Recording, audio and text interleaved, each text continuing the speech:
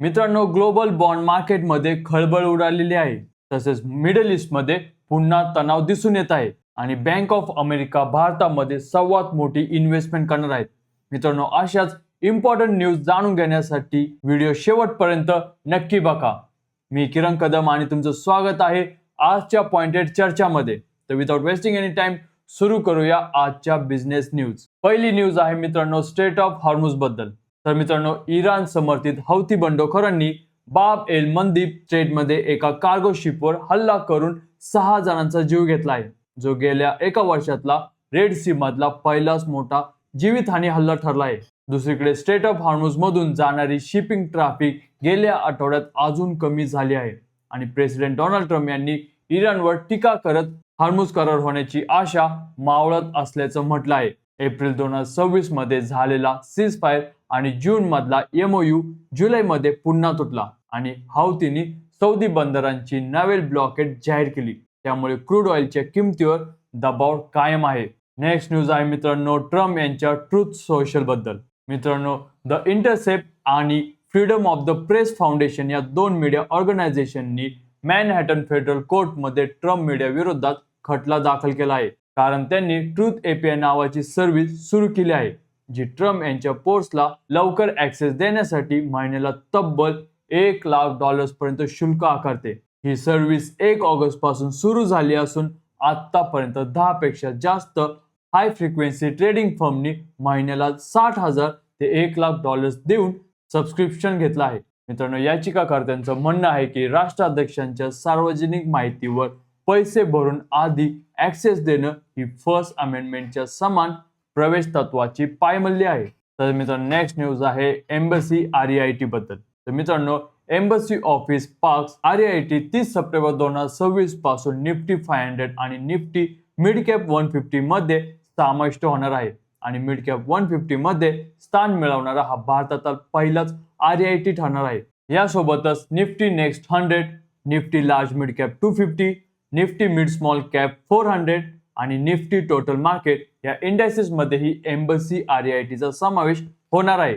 मित्रांनो, इंडेक्स मध्ये समावेश झाला की इंडेक्स ट्रॅकिंग म्युच्युअल फंड्स आणि ETF कडून आपोआप खरेदी येते. त्यामुळे एम्बसी REIT मध्ये सप्टेंबर अखेरपर्यंत पॅसिव्ह बाईंगचा फायदा दिसून येऊ शकतो. तर मित्रांनो, नेक्स्ट न्यूज आहे जिओ क्रेडिट बद्दल. तर मित्रांनो, बँक ऑफ अमेरिका आणि जिओ फायनान्शियल सर्व्हिसेस यांच्यात करार झाला असून बँक ऑफ अमेरिका आता जिओ फायनान्शियलच्या NBFC उपकंपनीमध्ये म्हणजे जिओ क्रेडिटमध्ये टप्प्याटप्प्याने 49.9% हिस्सा खरेदी करणार आहे, ज्याचं एकूण मूल्य $18,268 कोटी म्हणजे जवळपास $1.9 बिलियन इतका आहे.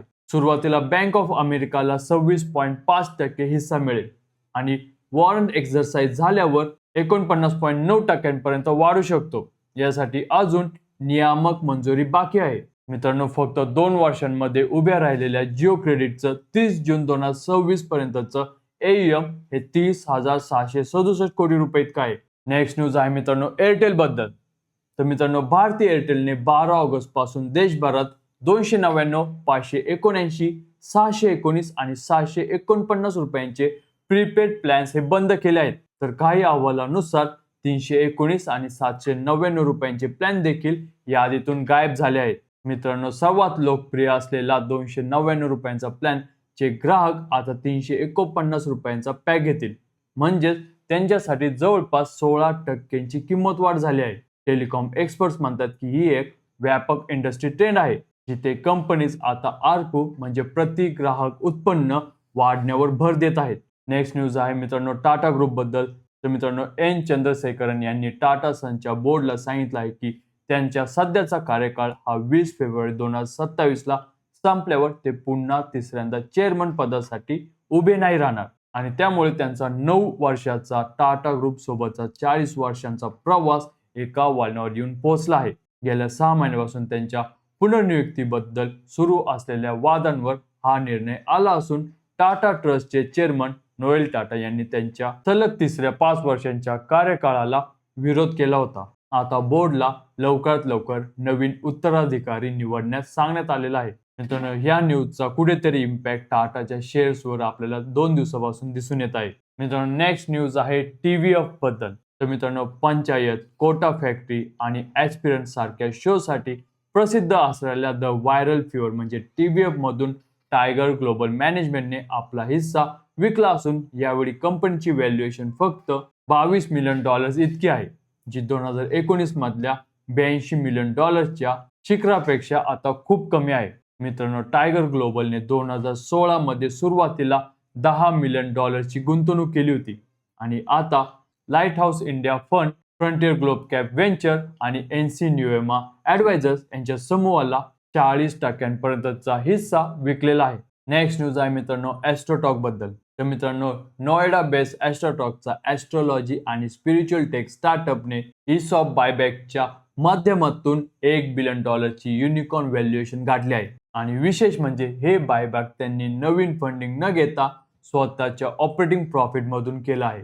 जून 2024 मधल्या $300 मिलियन आता $1 बिलियन पर्यंत म्हणजे 3.3 पट व्हॅल्युएशन वाढ झाली आहे, तेही फक्त $34 मिलियन एकूण फंडिंगवर. पुनीत गुप्ता आणि अनमोल जैन यांनी 2017 मध्ये सुरू केलेल्या या कंपनीचं FY25 चं रेव्हेन्यू 1176 कोटी रुपये आणि प्रॉफिट बिफोर टॅक्स हा 285 कोटी रुपये इतकं होतं. तर आताचा अॅन्युअल रन रेट त्यांचा 2500 कोटींच्या पुढे गेला आहे. तर मित्रांनो नेक्स्ट न्यूज आहे पोर्टर बद्दल. तर इंट्राडे सिटी ट्रकिंग क्षेत्रातील आघाडीची कंपनी पोर्टरचा FY26 मधला नेट प्रॉफिट वार्षिक 314% वाढून 229 कोटी रुपयांवर पोहोचला आहे. तर ऑपरेटिंग रेव्हेन्यू हा 54.4% वाढून 6750 कोटी रुपये इतका झाला आहे. मित्रांनो 5 लाखाहून अधिक ड्रायव्हर पार्टनर्स आणि 1 कोटी कस्टमर्स असलेली ही कंपनी आता भारतीय लॉजिस्टिक्स क्षेत्रातील सर्वात स्पष्ट प्री IPO कॅन्डिडेट मानली जात आहे. जानेवारी 2026 मध्ये त्यांनी सिरीज F राऊंड मध्ये $46.5 मिलियन उभे केले होते. तर मित्रांनो नेक्स्ट न्यूज आहे लेन्सकार्ट बद्दल. तर IVR क्षेत्रातील आघाडीची कंपनी लेन्सकार्टचा Q1 FY27 मधला कन्सोलिडेटेड नेट प्रॉफिट हा वार्षिक 273% म्हणजे जवळपास 3.7 पट वाढून 228.4 कोटी रुपयांवर पोहोचला आहे, जो गेल्या वर्षी या काळामध्ये 61.2 कोटी रुपये इतका होता. रेव्हेन्यू यांचा 43% वाढून 2714.2 कोटी रुपयांवर गेला आहे. कंपनी आता हैदराबादमध्ये मोठा मॅन्युफॅक्चरिंग फॅसिलिटी उभारत असून चायनामधल्या बाओफेंग फ्रेमकार्ट या मॅन्युफॅक्चरिंग जॉईंट व्हेंचर मधला आपला हिस्सा 51% वरून 70% पर्यंत वाढवण्यास बोर्डने मंजुरी दिली आहे. मित्रांनो मॅन्युफॅक्चरिंग मध्ये स्वतःची पकड मजबूत केल्यावर लेन्सकार्टचं मार्जिन आणखी सुधारू शकतं. तर मित्रांनो नेक्स्ट न्यूज आहे US सरकारबद्दल. तर अमेरिकेचं ट्रेजरी डिपार्टमेंट आज $25 बिलियन 30 वर्षाचे बॉन्ड्स विकणार असून व्हेन इश्यूड मार्केटमध्ये त्याचं अपेक्षित यील्ड जवळपास 5.23% आहे, जो 2021 नंतरचा सर्वात जास्त दर असेल. सातत्याने वाढणाऱ्या US फिस्कल डिफिसिटच्या चिंतेमुळे बॉन्ड मार्केटमध्ये सतत विक्री होत असून यामुळे अमेरिकेचा कर्ज घेण्याचा खर्च वाढतच चालला आहे. तर मित्रांनो नेक्स्ट न्यूज आहे इंडियाच्या टॉप रिचेस्ट फॅमिली बद्दल. तर मित्रांनो हुरुन इंडिया आणि बार्क्लेज प्रायव्हेट क्लायंट्स यांच्या 2026च्या अहवालानुसार भारतातल्या टॉप 300 कौटुंबिक व्यावसायिकांचं एकत्रित व्हॅल्यू ही 138 लाख कोटी रुपये म्हणजे $1.46 लाख कोटी इतकं पोहोचलाय, जे जगातल्या 18व्या क्रमांकाच्या अर्थव्यवस्थे इतकं मोठं आहे. 2024च्या तुलनेत या व्यावसायिकांच्या मूल्यात जवळपास 30 लाख कोटी रुपयांची भर पडली आहे, म्हणजे रोज सरासरी 4076 कोटी रुपये या कुटुंबाच्या संपत्तीमध्ये जोडले गेले आहेत. रिलायन्सच्या अंबानी कुटुंबाने यादीत पहिला क्रमांक कायम राखला असून त्यानंतर बिर्ला, जिंदाल, बजाज आणि महिंद्राचं कुटुंब येतं. तर पहिल्या 10 कुटुंबाकडे एकूण मूल्याच्या 51% संपत्ती आहे. तर मित्रांनो नेक्स्ट न्यूज आहे FIS आणि DIS बद्दल. तर मित्रांनो काल FIS यांनी फक्त सेलिंग केली आहे आणि त्यांनी 1002.5 कोटी रुपयांची सेल केली आहे. तर देशांतर्गत गुंतवणूकदार म्हणजे DISनी मात्र जोरदार खरेदी करत 5841 कोटी रुपयांची इन्व्हेस्टमेंट केली आहे. मित्रांनो दोन्ही गटांमधील ही उलट दिशेतली हालचाल गेल्या काही आठवड्यापासून सातत्याने दिसत असून DISचा पाठिंबा FISच्या विक्रीचा परिणाम बऱ्याच अंशी कमी करत आहे. तर मित्रांनो, ह्या होत्या आजच्या बिझनेस न्यूज. तुम्हाला न्यूज कशा वाटल्या मला कमेंट सेक्शन मध्ये नक्की सांगायचं आहे. आणि सगळ्यांनी कंपल्सरी व्हिडिओला लाईक नक्की करायचं आहे. अशाच इंटरेस्टिंग आणि व्हेरी इम्पॉर्टंट अशा बिझनेस न्यूज घेऊन भेटूया पुढच्या व्हिडिओमध्ये. तोपर्यंत जय हिंद, जय महाराष्ट्र.